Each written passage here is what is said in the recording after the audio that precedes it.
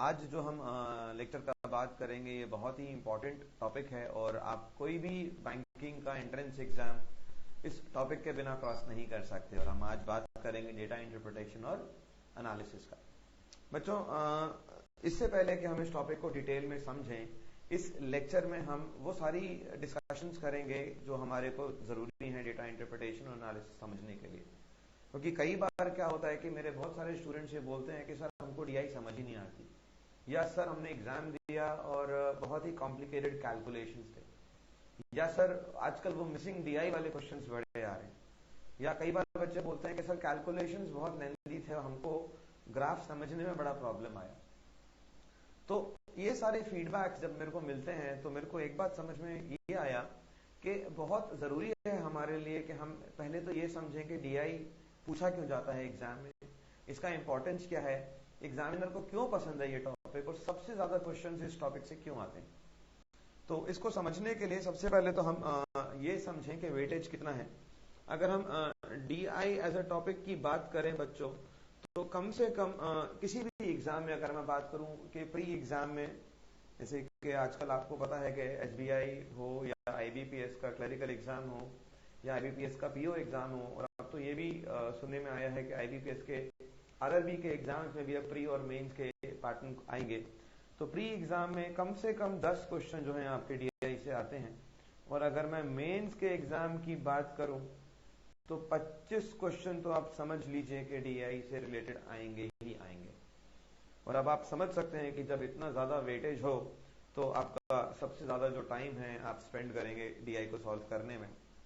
But मेरा ऐसा मानना है कि अगर आपका लेवल ऑफ अंडरस्टैंडिंग और अगर आप डीआई को अच्छी तरीके से इंटरप्रेट कर पाते हैं, इसको समझ पाते हैं, तो आपके लिए ये बहुत ही मजेदार टॉपिक भी हो जाता है और आप बहुत कॉन्फिडेंटली और श्योरिटी से इसमें नंबर्स गेन कर सकते हैं।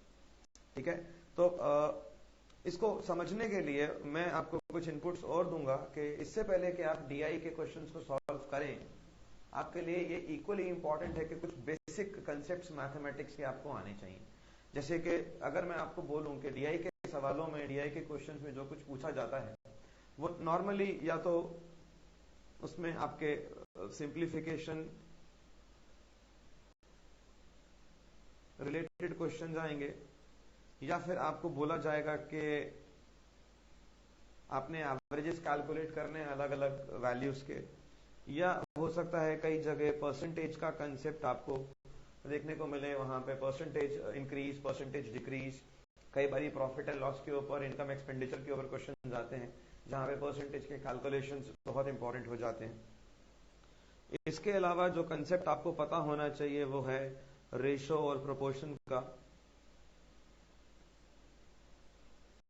कई बारी टैबुलर डेटा दिया जाता है, हमारे को टेबल्स दिए जाते हैं जहां पे रेशोज कैलकुलेट करने होते हैं, मेल फीमेल के रेशोज दिए होते हैं, या अलग अलग कैटेगरीज के रेशोज हमको दिए होते हैं।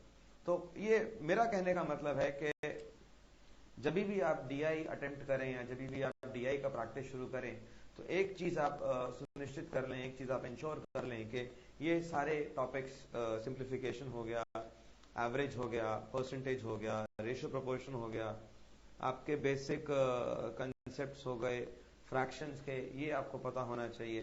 तो जब आपके ये बेसिक कंसेप्ट क्लियर होंगे तब जाके आपका डीआई जो है आप आसानी से कर सकते हैं सॉल्व, और आपको करने में मजा भी आएगा और आपका टाइम भी काफी सारा बचेगा। ठीक है दोस्तों, तो अब हम आगे बढ़ते हैं, और आगे बढ़ने से पहले जो हम काम करेंगे, हम काम ये करेंगे कि हम अब ये समझते हैं कि अगर डीआई हमारे को एग्जाम में अच्छी आती है और we need to know score well in the data interpretation segment of the examination, how should we be approaching, हमको किस तरीके से अप्रोच करना है अपने डीआई के सेगमेंट को, और कौन कौन से क्वेश्चन हमको करने हैं, कौन कौन से क्वेश्चन हमको नहीं करने हैं, हमारा अप्रोच क्या होना चाहिए, और किस तरीके से हम आगे बढ़ सकते हैं। तो इससे पहले कि हम डीआई पढ़ें या डीआई को सॉल्व करें, मैं इस लेक्चर के जरिए आपको ये बताना चाहता हूँ, ये दिखाना चाहता हूँ कि कितने वैरायटी का डीआई आपके सामने आ सकता है। अलग अलग तरीके के डेटा इंटरप्रिटेशन के क्वेश्चंस में किस किस तरीके से क्वेश्चंस आपसे पूछे जा सकते हैं, किस किस तरह का लेवल ऑफ डिफिकल्टी आप एक्सपेक्ट कर सकते हो, और आपने किन बातों का ध्यान रखना है जब आपने डेटा इंटरप्रिटेशन के सवालों को सॉल्व करना है। बात समझ में आया? आगे बढ़ते हैं। तो जो बच्चों सबसे ज्यादा जो हमको वैरायटी देखने को मिलती है वो बेसिकली इन कैटेगरीज में आपको देखने को मिलेगी, जो मैंने लेफ्ट हैंड साइड पे बना रखे हैं बुलेट पॉइंट्स में। लाइन ग्राफ, कई बार डेटा आपको लाइंस के रूप में दिया होगा, सिंगल डेटा हो सकता है, मल्टीपल डेटा स्ट्रीम हो सकता है। बार ग्राफ्स के रूप में भी आपको काफी सारा डेटा देखने को मिलेगा। इसके अलावा पाई चार्ट्स बहुत ज्यादा प्रिय हैं एग्जामिनर्स के पॉइंट ऑफ व्यू से। टेबल्स, जब जहां बहुत सारे डेटा को हमको पिच इन करना है और बहुत सारे वैल्यूज को हमको रिप्रेजेंट करना है, तब हम करेंगे। हिस्टोग्राम्स, इसको भी हम देखेंगे। स्टैक डायग्राम्स भी आजकल बहुत ज्यादा फैशन में है, एग्जामिनर्स के नए फेवरेट बन गए हैं, बिकॉज वहां पे एक तरह से स्टैक डायग्राम्स में मल्टीपल पाई चार्ट्स को रिप्रेजेंट कर सकते हैं। आपने सही सुना, multiple pie charts. Radar diagrams, जिसे हम कभी कभी मकड़ी का जाला या स्पाइडर वेब डायग्राम भी समझते हैं, इसका भी एक एग्जांपल लेंगे और कुछ हाइब्रिड केसेस भी हम देखेंगे। तो हमारा जो एक्शन प्लान रहेगा डेटा इंटरप्रिटेशन पढ़ने का दोस्तों, ये रहेगा कि पहले तो हम फेमिलियराइज हो जाएं हर तरीके के ग्राफ से, हर तरीके के डेटा के पैटर्न से, और हम उसके बाद हम एक एक हर ग्राफ में कुछ प्रीवियस ईयर क्वेश्चंस लेंगे, कुछ मेरे सिलेक्टेड फ्यू क्वेश्चंस हम लोग लेंगे और उनको हम सॉल्व करेंगे एफिशिएंटली और effectively, with keeping in to mind कि हमको टाइम की बचत तो करनी करनी और हमको एक अच्छी एक्यूरेसी से डीआई पढ़ना भी सीखना है। तो मैं समझता हूं यहां तक आपको बात समझ में आ गया। अब जो मेरा कहने का मतलब है कि इस टॉपिक का नाम जो है आप देखेंगे डेटा इंटरप्रिटेशन और एनालिसिस है। यानी कि एग्जामिनर मुझसे केवल इतनी ही एक्सपेक्टेशन नहीं रखता कि मैं डेटा को समझ सकूं। एग्जामिनर का एक एक्सपेक्टेशन ये भी है कि क्या उस डेटा से मैं और भी वैल्यूज डिटरमाइन कर सकता हूं, मैं और भी कैलकुलेशन कर सकता हूं, या मेरे से अगर कुछ और चीजें पूछी जाएं डेटा इंटरप्रिटेशन से रिलेटेड, तो क्या मैं उस तरीके की चीजों को कैलकुलेट करके आगे यूज कर सकता हूं कि नहीं कर सकता हूं। तो इसीलिए आप देखोगे जब भी नोटिफिकेशन आता है एग्जाम का या बोलते हैं, तो वो केवल डेटा इंटरप्रिटेशन की बात नहीं करते, वो डेटा इंटरप्रिटेशन के साथ साथ डेटा के एनालिसिस की भी बात करते हैं कि भाई ठीक है, हमने आपको डेटा तो दिया, आप डेटा पढ़ पा रहे हो, आप डेटा समझ पा रहे हो, लेकिन इसका करना क्या है वो भी बहुत बहुत इंपॉर्टेंट है। ठीक है दोस्तों, तो इस लेक्चर में हम अब आगे जाके एक एक तरीके के ग्राफ को डिस्कस करेंगे, अलग अलग तरीके के डायग्राम्स को डिस्कस करेंगे और क्या खास बातें हैं हम उनको भी ध्यान से देखेंगे। तो आप बिल्कुल ध्यान से मेरी बात को समझिए और एक एक ग्राफ को हम स्टडी करेंगे और हम देखेंगे कि उससे किस तरीके के क्वेश्चंस बन सकते हैं और उसी डेटा रेंज में हम डिफिकल्टी लेवल को कैसे घटाया बढ़ा सकते हैं depending on the various level of examinations that we coming across. ठीक है दोस्तों, तो आगे बढ़ते हैं। अब हम बात करेंगे लाइन ग्राफ्स की। खास तौर पे जो अभी मैं एग्जांपल लूंगा वो मैं उन लाइन ग्राफ्स का लूंगा जहां पे हम एक से ज्यादा डेटा सीरीज को रिप्रेजेंट कर रहे हैं। और लाइन ग्राफ का नॉर्मली जो यूसेज होता है वो तब होता है जब हमको अक्रॉस अ टाइम पीरियड ज्यादातर चीजों को रिप्रेजेंट करना हो। तो देखते हैं अभी लाइन ग्राफ को। अभी आपके सामने अगर आप देखो तो एक लाइन ग्राफ मैंने ये रखा है। अब आपने क्या करना है, जब भी कोई भी ग्राफ आपके सामने हो, लाइन ग्राफ हो या बार ग्राफ हो या किसी भी तरीके का ग्राफ हो या टेबल हो आपके सामने, सबसे पहला जो काम आपने करना है, आपने हेडिंग पे ध्यान देना है कि भाई ग्राफ है किस चीज का, वो what is the basic purpose of this table और the graph, what does the examiner want to show और represent in this particular graph. तो अगर मैं इस ग्राफ की बात करूं तो ये एक टिपिकल लाइन ग्राफ है और आप देखोगे कि एक्स एक्सिस पे जो है हमारे को ईयर्स दिए हुए हैं, यानी अलग अलग वर्ष दिए हुए हैं, और वाई एक्सिस पे जो डेटा मेरे को दिया हुआ है वो number of vehicles in thousands दिया हुआ है। यानी कि बात क्या हो रही है कि नंबर ऑफ व्हीकल्स मैन्युफैक्चर्ड, तो डेटा जो है ये दो अलग अलग कंपनियों के जो व्हीकल्स मैन्युफैक्चर हुए हैं थाउजेंड्स में, उसका डेटा है। तो सबसे पहले काम जो आपने करना है ग्राफ को लेकर के, सबसे पहले आपने हेडिंग को पढ़ना है, हेडिंग को अच्छे से समझना है और फिर देखना है कि मेरे सामने भाई क्या क्या सर्व करा गया है, what is like on offer, मेरे टेबल पे, मेरे स्क्रीन पे क्या क्या मेरे को दिया गया है डेटा में। तो always spend at least 5 seconds on understanding the table, reading the heading very very carefully, heading को बहुत ध्यान से पढ़ें, यूनिट्स को देखें और उसके बाद आप अपने क्वेश्चंस को अटैक करें। यहाँ पर मैंने किसी भी ग्राफ में क्वेश्चंस जानबूझ के नहीं रखे हुए हैं, क्योंकि मैं अभी आपको सिर्फ अप्रोच बताना चाहता हूँ कि अलग अलग तरह के ग्राफ्स के संग क्या क्या ट्रीटमेंट है। क्वेश्चंस हम अभी बीच में बनाते रहेंगे खुद, और खुद हम देख सकते हैं कि किस तरीके से लेवल ऑफ डिफिकल्टी इसमें इंक्रीज और डिक्रीज किया जा सकता है। ठीक है दोस्तों, तो यहाँ पर बात हो रही है दो अलग अलग कंपनीज की, दो अलग अलग कंपनीज के मैन्युफैक्चरिंग के वैल्यूज दिए हुए हैं अक्रॉस 1 2 3 4 5 6, 6 वर्षों का अलग अलग कंपनीज का है। अब लाइन ग्राफ में और बार ग्राफ में एक सबसे बड़ा एडवांटेज है कि मैं हाइज और लोज को आसानी से देख सकता हूं। हाइज और लोज को आसानी से देखने का मतलब मेरा ये है कि अगर मैं आपसे कहूं कि भाई कंपनी ए, कंपनी एक्स, मान लो ये है ब्लू लेजेंड से हमारा कंपनी एक्स रिप्रेजेंट हो रहा है और ये रेड कलर के लेजेंड से हमारा कंपनी वाई रिप्रेजेंट हो रहा है। अब अगर मैं आपसे पूछूं कि कंपनी एक्स का हाईएस्ट और लोएस्ट वैल्यूज क्या हैं, तो आप देखते ही हंट कर लोगे कि ये तो लोएस्ट है और ये हाईएस्ट है, क्योंकि ग्राफ की मदद से ये विजुलाइज करना बहुत आसान हो जाता है कि हाईएस्ट और लोएस्ट वैल्यूज हमारे क्या हैं। सिमिलरली कंपनी वाई की अगर मैं बात करूं, जो कि एक मरून कलर के लाइन से रिप्रेजेंट हो रहा है, तो मैं आसानी से देख सकता हूं कि ये मेरा लोएस्ट वैल्यू है और ये जो है मेरा हाईएस्ट वैल्यू है। तो इस तरीके से मैं लोज और हाईज को आसानी से ऑब्जर्व कर सकता हूं और मैं देखते ही पता लगा सकता हूं कि वैल्यूज किस तरीके से दी हुई हैं। इसके अलावा जो लाइन ग्राफ में मैं काम आसानी से कर सकता हूं, मैं डिफरेंसेस को भी आसानी से देख सकता हूं। अगर मैं देखना चाहूं कि कंपनी एक्स और वाई के मैन्युफैक्चरिंग वैल्यूज में सबसे कम डिफरेंस कहां है, तो आप आसानी से देख के बता सकते हो कि ये 13 और ये 11, तो यहाँ डिफरेंस जो है वो सबसे कम है between the number of vehicles manufactured between the two companies. और यहाँ पे आप आसानी से देख सकते हो कि जो डिफरेंस है ये सबसे मैक्सिमम है। तो लाइन ग्राफ में और बार ग्राफ में भी करीब करीब ये हमको पूरा एडवांटेज है कि हम एक्सट्रीम वैल्यूज को, उनके बीच के डिफरेंसेस को आसानी से ऑब्जर्व कर सकते हैं और देख सकते हैं।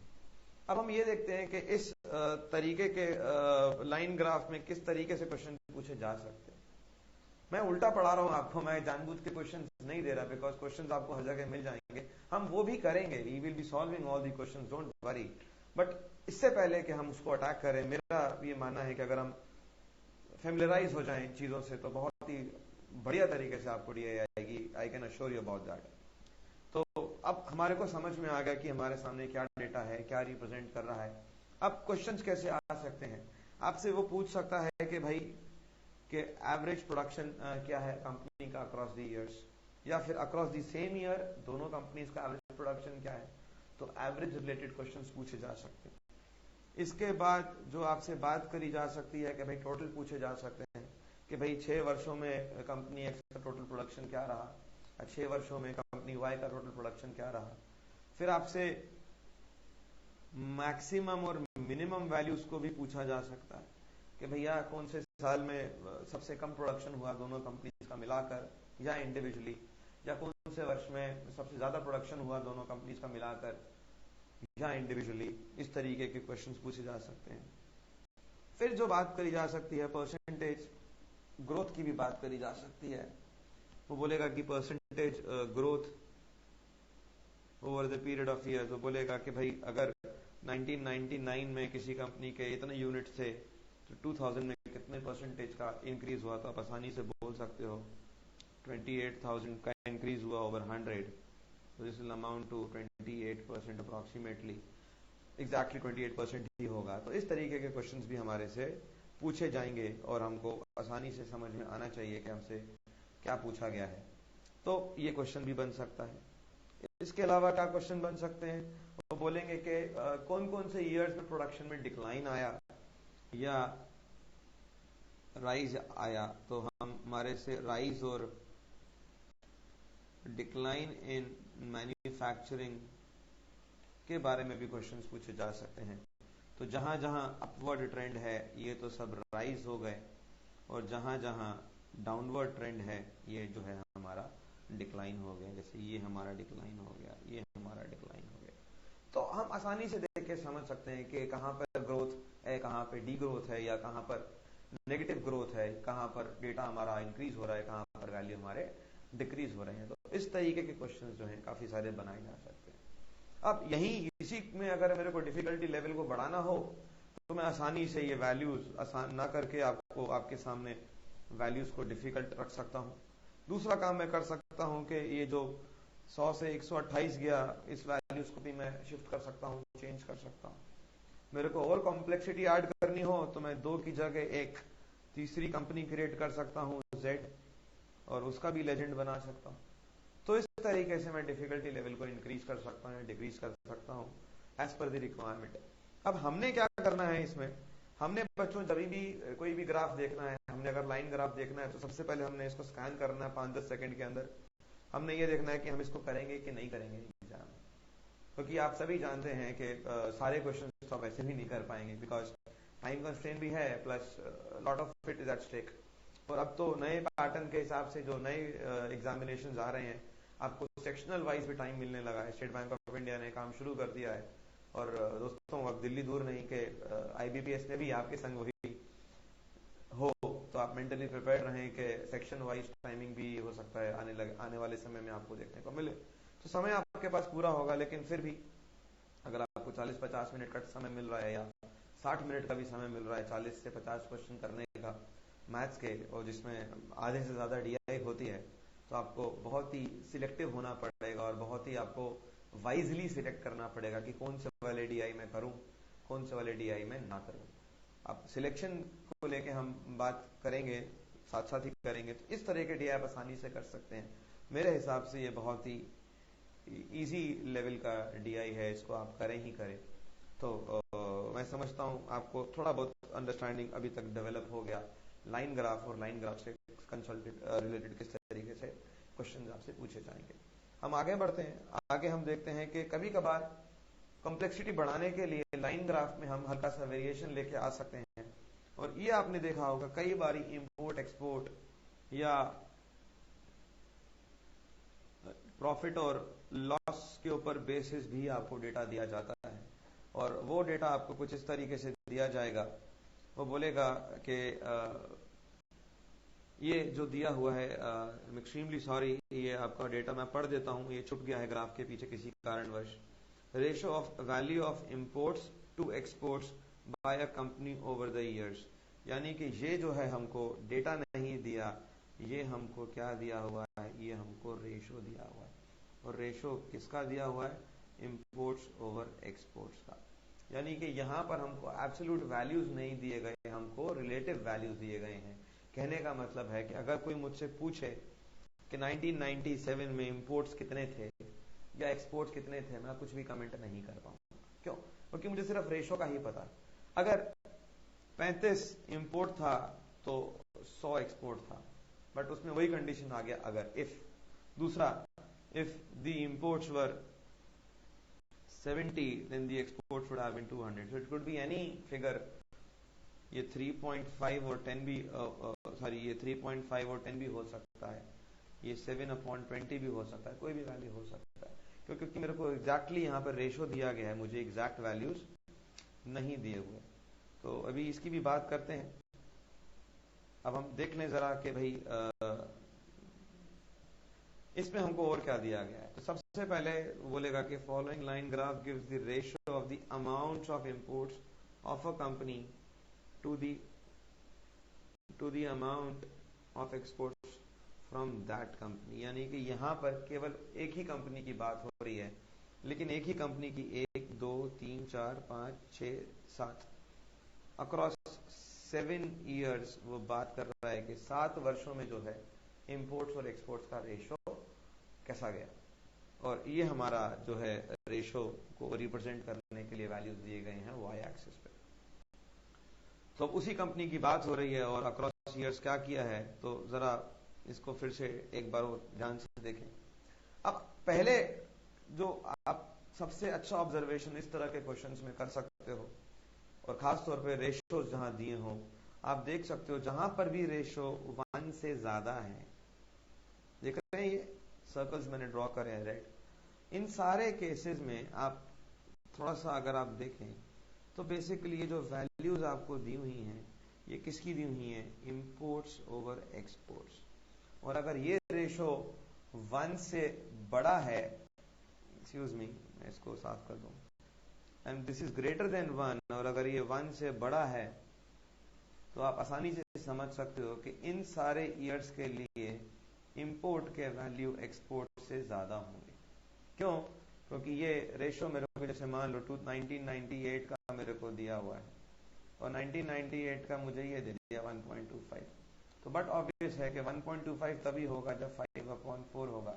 यानी कहने का मतलब है इंपोर्ट और एक्सपोर्ट का रेशो जो रहेगा 1998 का ये रहेगा 5:4, यानी कि हर 4 यूनिट्स ऑफ एक्सपोर्ट पे मेरे को 5 यूनिट्स ऑफ इंपोर्ट मिले होंगे। तो मैं बस इतना ही कमेंट कर सकता हूँ। तो इस तरीके के क्वेश्चंस में नॉर्मली वो क्या करेंगे, आपको हर क्वेश्चन के साथ साथ अलग अलग वैल्यू देंगे कि भाई अगर इस ईयर का इंपोर्ट का वैल्यू इतना था तो एक्सपोर्ट का वैल्यू कितना था, या फला फला ईयर का अगर इंपोर्ट प्लस एक्सपोर्ट इतना था तो वैल्यू कितना था। तो एक हम सैंपल ले लेते हैं, आपको समझ में आएगा और बेहतर तरीके से। वो बोलेगा if in the year the total value of imports and exports, if in the year से let's talk about 1998 की ही बात कर लेते हैं, बोलेगा 1998 में इंपोर्ट और एक्सपोर्ट की टोटल वैल्यू वॉज से रुपीज, मैं आसान फिगर्स ले रहा हूं,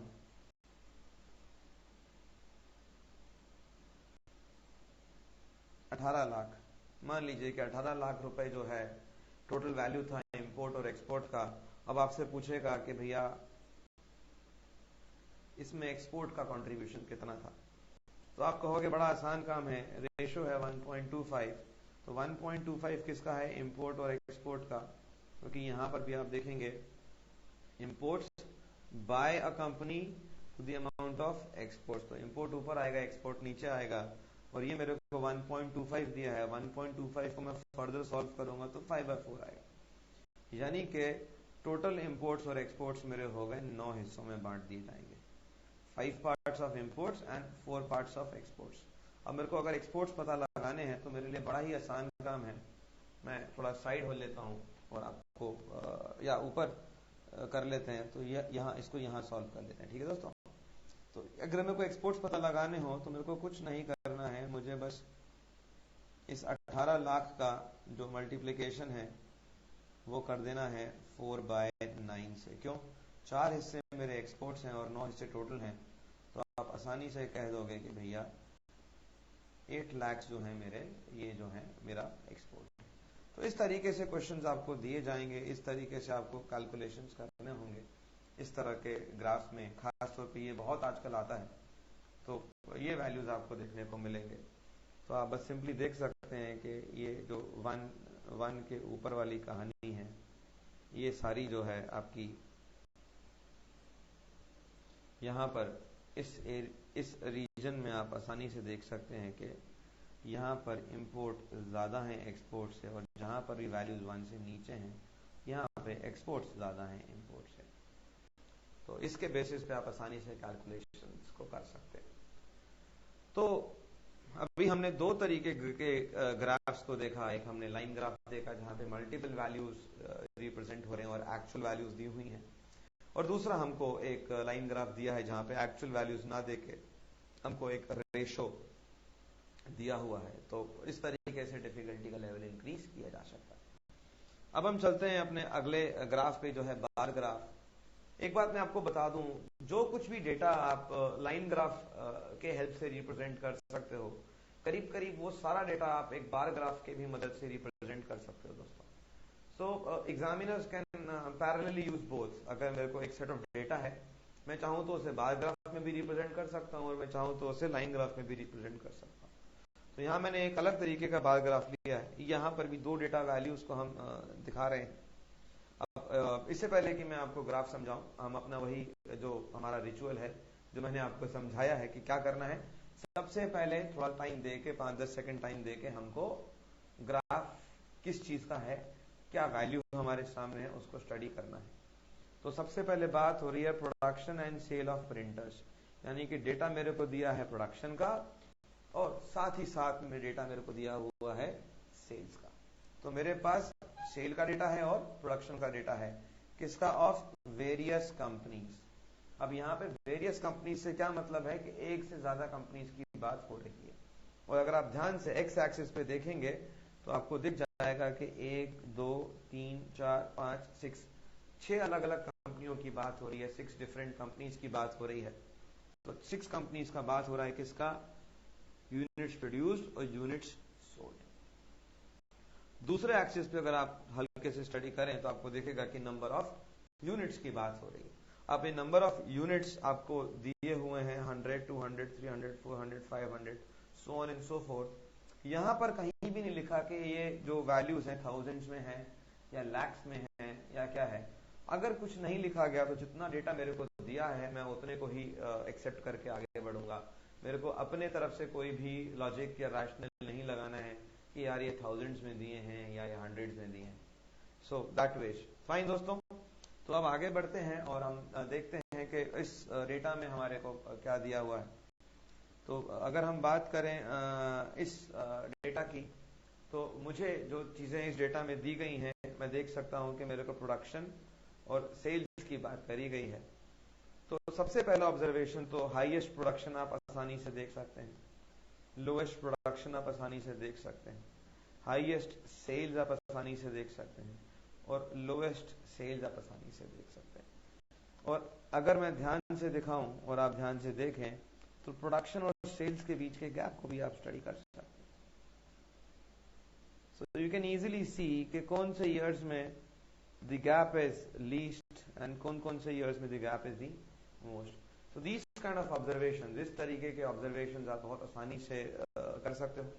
इस तरह के ऑब्जर्वेशन खासतौर पर बार ग्राफ्स में आप करीब सारे बार ग्राफ्स में आप स्टडी कर सकते हो। तो जरूरी नहीं है कि 2 ही स्टैक्स हो सकता है 3 हो, 4 हो, मल्टीपल हो, तो आप आसानी से देख सकते हो। और एग्जाम में सबसे बड़ा चैलेंज क्या आता है कि जब आप स्क्रीन पे क्वेश्चन को स्टडी कर रहे होते हो तो ये ग्राफ्स को ध्यान से आपको देखना पड़ता है। इस पे क्वेश्चन कैसे बन सकते हैं, बिल्कुल वैसे ही बनेंगे। एक क्वेश्चन तो बन सकते हैं भाई एवरेज यूनिट्स प्रोड्यूस्ड कितने हैं या एवरेज यूनिट्स सोल्ड कितने हैं। फिर कुछ बात आ सकती है टोटल प्रोडक्शन पे या टोटल सेल्स पे कि भाई कंपनी ए ने का या सारी कंपनीज का मिला के टोटल प्रोडक्शन कितना है, सारी कंपनीज का मिलाकर टोटल वॉल्यूम सोल्ड कितना है, ये बात कर सकते हैं। फिर बात कर सकते हैं कि percentage of units sold over produced. वो बोलेगा कि कौन से कंपनी का सेल्स का परसेंटेज हाईएस्ट है as compare to the production. यानी कहने का मतलब है कि कंपनी बी अगर 300 यूनिट प्रोड्यूस कर रही है और कंपनी बी अगर 700 प्रोड्यूस कर रही है और 300 सेल्स कर रही है, तो परसेंटेज यूनिट्स सोल्ड हो जाएंगे 300 over 700 into 100, so something like this. तो इस तरीके से हो सकता है वैल्यूज आए, हो सकता है इस तरीके से क्वेश्चंस आपसे पूछे जाएं। तो इस तरीके से क्वेश्चंस बन सकते हैं। फिर वो बोलेगा भाई कि डिक्लाइन या राइज इन प्रोडक्शन या सेल्स पूछी जा सकती है कि कौन कौन से कंपनीज कंपेयर टू दूसरे कंपनी कम है प्रोडक्शन में, या कौन सी कंपनी कंपेयर टू दूसरी कंपनी ज्यादा है प्रोडक्शन में। तो इस तरीके के कंपैरिजन किए जा सकते हैं। तो बहुत सारे क्वेश्चन जो हैं आपसे इस तरह के डायग्राम से आपसे पूछे जा सकते हैं या आपको दिए जा सकते हैं। आगे बढ़े दोस्तों। मैं समझता हूं अब आपको काफी क्लैरिटी आ रही है कि किस तरीके से डीआईज आपके सामने आ सकते हैं और किस तरीके से क्वेश्चंस डेवलप हो सकते हैं। आगे बढ़ते हैं। आगे पाई चार्ट, सिंपल सा पाई चार्ट एक ले लेते हैं। पाई चार्ट नॉर्मली तब यूज होते हैं, मैं आपको बता दूं, pie charts normally are normally used to represent a breakup of data। ये वो वाला ब्रेकअप नहीं है जो आप लोग सोच रहे हैं ये वो ब्रेकअप है जो बिजनेस में यूज होता है जब आपको किसी एक बड़े चंक के टुकड़े दिखाने हो, कौन सी चीज कितनी है, क्या परसेंटेज है, तो ये वो वाला ब्रेकअप है दोस्तों।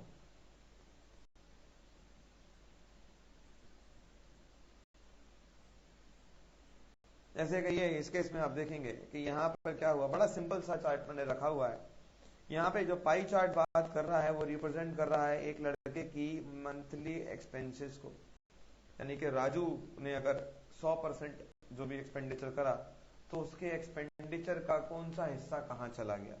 22% 100 में से उसने खाने पे खर्च कर दिए, 8% उसने ट्रांसपोर्ट पे खर्च करा, एजुकेशन पे 20% खर्च करा, अदर्स बाकी के कामों में उसने 35% खर्च करा, मकान के किराए पे उसने 15% खर्च करा।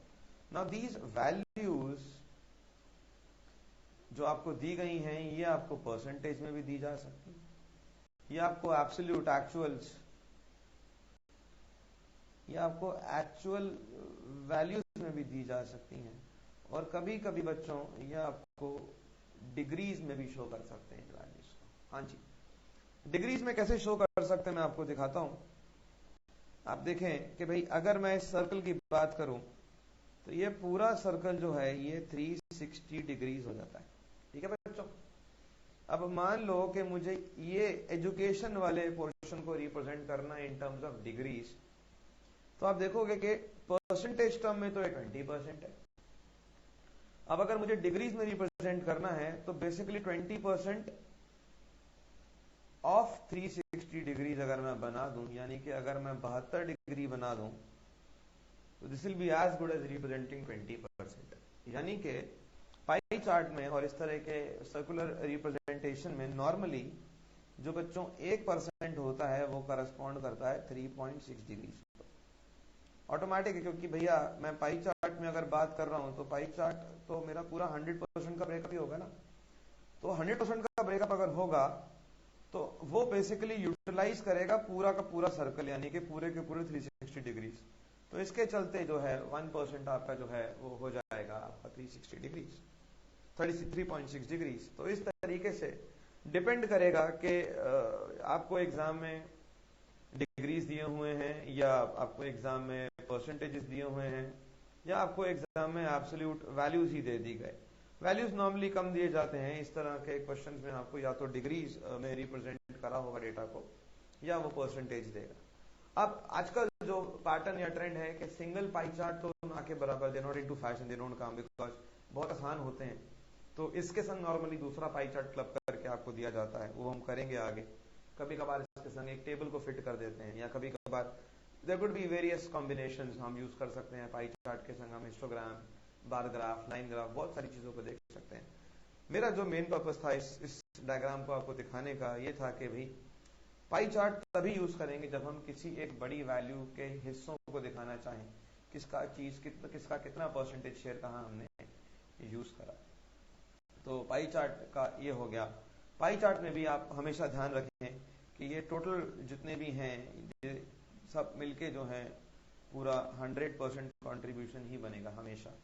दूसरी बात जो हमें ध्यान रखनी है कि विजुअली भी हम आसानी से देख सकते हैं कि सबसे बड़ा जो शेयर है वो अदर्स का है और सबसे छोटा शेयर जो है वो ट्रांसपोर्ट का है। अब यहाँ पर कई बार क्या होगा कि आपको पता लगा कि भाई आपको मान लो कि उसने बोला कि if the amount spent on rent is rupees 3000। मान लो कि भैया राजू ने अपने जो रेंट पे खर्चा किया वो 3000 रुपए है। तो आपसे क्वेश्चन में यह पूछा जाएगा what was his expenditure on food. मान लो ये क्वेश्चन आ गया। अब आपको क्या करना है, आपने सिर्फ इतना देखना है कि भाई 15% तो करस्पॉन्ड कर रहा है किसको?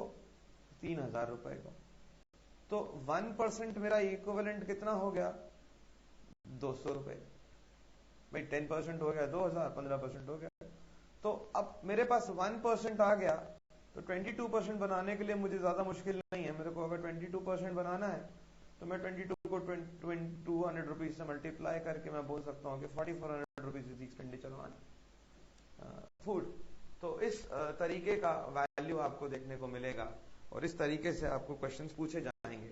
इसमें कॉम्प्लेक्सिटीज बढ़ेंगे। अभी हम देखेंगे डिटेल में किस तरीके से इसको हम और डिफिकल्ट हम दे सकते हैं या आपको मिलेगा। हम मतलब एग्जामिनर आपको देगा क्वेश्चंस। तो एक टिपिकल पाई चार्ट जो है इस तरीके के क्वेश्चंस को पूछेगा आगे, और जैसे जैसे हम आगे अब अगले लेक्चर में जब हम एक्चुअल में सॉल्व करेंगे तो मैं समझता हूँ आपको भी बहुत आसानी होगी ग्रास्प करने में कि पूछा क्या गया और सर ऐसा या मैं ऐसा क्यों कर रहा हूँ। डन, आगे बढ़े दोस्तों। अब ये जो है बहुत ही ज्यादा टेक्निकल और बहुत ही ज्यादा विविड और बहुत ही ज्यादा इंटरेस्टिंग डेटा होता है टेबल। टेबुलर चार्ट नॉर्मली बच्चों तब यूज करते हैं एग्जामिनर जब उनको बहुत सारी वैल्यूज को एक साथ रिप्रेजेंट करना हो। So typically a tabular chart is used for multiple and complex data.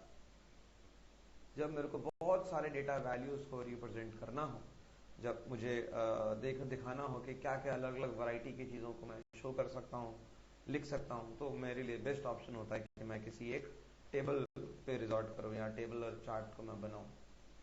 और डिफिकल्टी लेवल जो टफेस्ट नॉर्मली जो आता है बैंकिंग एग्जामिनेशंस में, वो सबसे ज्यादा कठिन क्वेश्चन आपके सामने टेबलर फॉर्म में आएंगे, क्योंकि इसमें डेटा तो खूब सारा डाला ही जा सकता है, बहुत सारी चीजें भी आपसे एक साथ पूछी जा सकती हैं।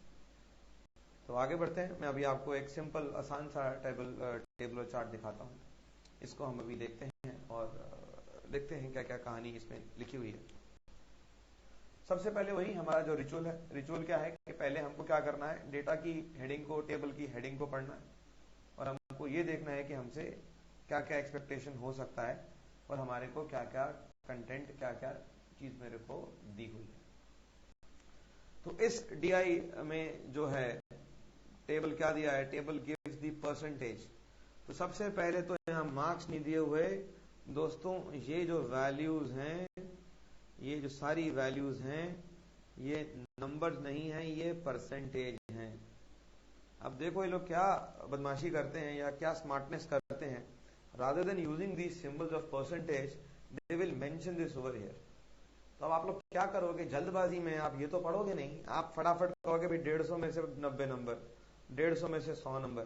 So this is one blunder that students normally do, कि भाई डेटा पढ़ा नहीं कि भाई वैल्यूज परसेंटेज में लिखी हुई हैं या वैल्यूज एक्चुअल नंबर्स में लिखी हुई हैं, तो उसमें गलती हमारे से होने के चांसेस ज्यादा हो जाते हैं। इसीलिए मैं बोलता हूँ हमेशा पहले हेडिंग को ध्यान से देखें, उसके बाद उसको करें।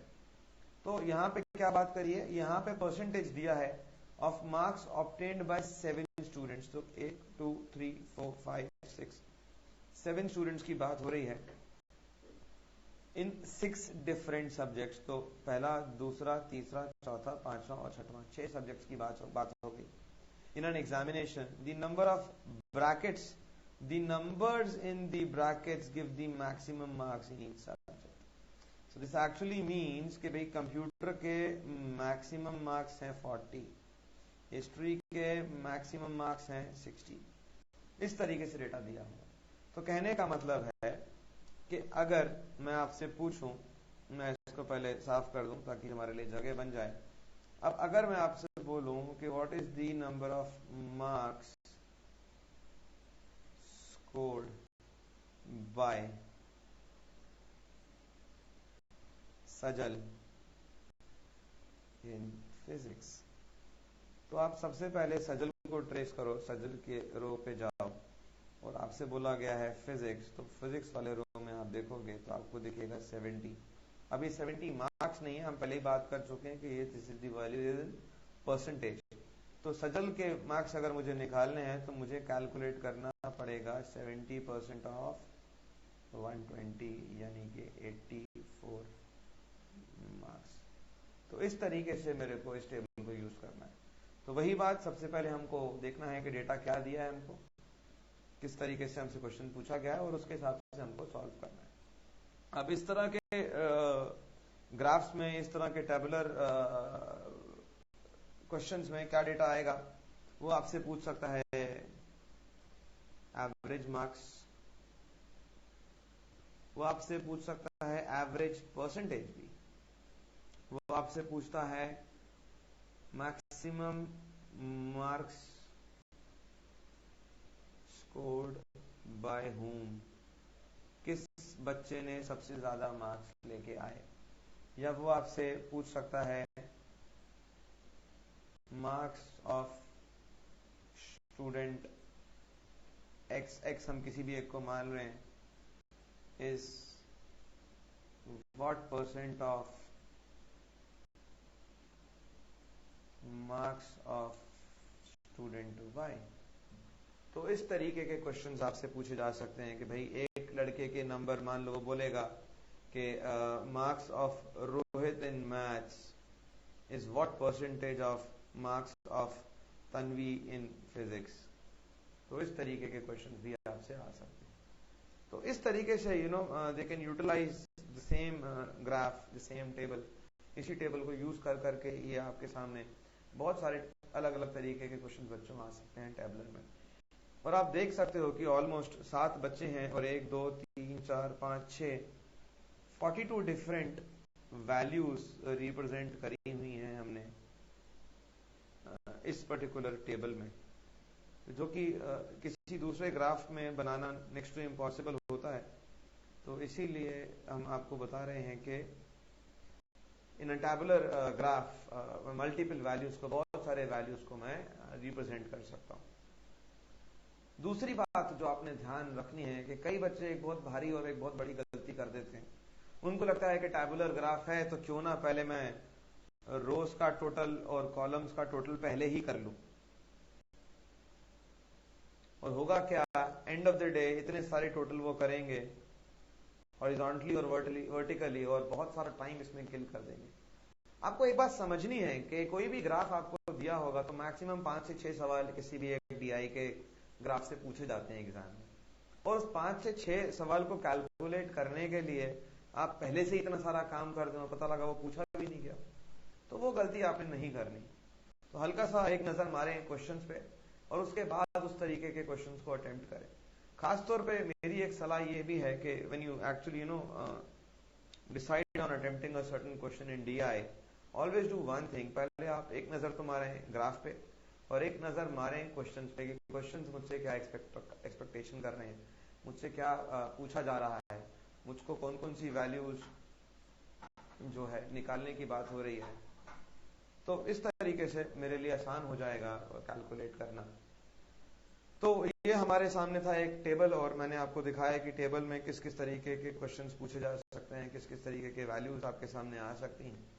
अभी हम एक काम करते हैं, हम एक टेबल और लेंगे, उसमें कुछ रेशियोज भी दिए होंगे, उसके बाद हम एक ब्रेक लेंगे और हम नेक्स्ट लेक्चर में दोबारा से कंटिन्यू करेंगे, बाकी के 4-5 वैरायटी ग्राफ्स के हम देखेंगे और उसके बाद हम स्टार्ट करेंगे अपने लेक्चर को, मतलब हम एक्चुअली सॉल्व करना शुरू करेंगे डीआई को। ठीक है दोस्तों, अब हम बात करते हैं टैबुलर चार्ट्स की। तो आप देखोगे यहां पर भी वही कहानी है। पिछले क्वेश्चन में तो मुझे एक्चुअली में मार्क्स या परसेंटेज ही बता दिया था, तो मैं कैलकुलेट कर सकता था। अब इस वाले ग्राफ में क्या कहानी है, in the following table gives the percentage distribution of population of 5 states PQRST, यानी कि 5 अलग अलग स्टेट्स का पॉपुलेशन का डिस्ट्रीब्यूशन का परसेंटेज है। तो एग्जैक्ट पॉपुलेशन कहीं नहीं बताई इन्होंने क्या करा है, इन्होंने परसेंटेज बता दिया और बोला कि भाई 35, 25, 24, 19 और 15 ये अलग अलग जो है परसेंटेज ऑफ पॉपुलेशन है बिलो पॉवर्टी लाइन। अब यहाँ पे आप देखोगे कहीं पर भी इन्होंने ये नहीं बोला कि कौन से स्टेट का पॉपुलेशन एक्चुअली में कितना है। तो it is very much obvious कि जब आप इसके क्वेश्चंस पढ़ोगे इस तरह के टेबल में, तो क्वेश्चन जो वो लिख देंगे कि भाई इस पर्टिकुलर टेबल में इस पर्टिकुलर स्टेट का, इस पर्टिकुलर गांव का ये पॉपुलेशन है, तो उस डेटा को आपको उसी क्वेश्चन के लिए यूज करना पड़ेगा। डन। तो बात करते हैं। मैं एक काम करता हूं, ये सारे ग्राफ्स मैं सॉल्व भी करवाऊंगा आपको इस तरीके के, या बिल्कुल यही वाले ग्राफ्स में सॉल्व कराऊंगा, तो आप चिंता मत करो। जो भी मैं आपको दिखा रहा हूँ, समझा रहा हूँ, वो सारा का सारा जब हम इसको प्रैक्टिकली सॉल्व करेंगे तो और आसानी से काम हो जाएगा। तो यहाँ पे आप देखोगे ये वैल्यूज मेरे को परसेंटेज में दी हुई, और उसके बाद भी इन्होंने क्या करा है, the question says this is the ratio of male and female who are below poverty line and this is the ratio of male and female who are above poverty line. अब एक एग्जाम्पल ले लेते हैं, बोलेगा कि if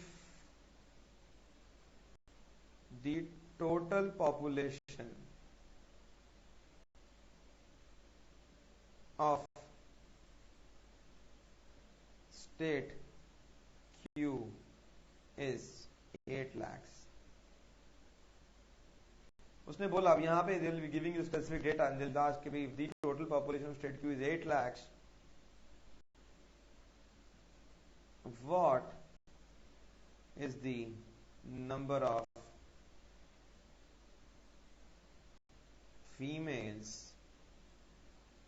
above poverty line। ठीक है, अब ये क्वेश्चन बन गया। वो बोल रहा है कि भाई अगर इस स्टेट का पॉपुलेशन इतना है तो कितनी फीमेल जो है पॉवर्टी लाइन के ऊपर है।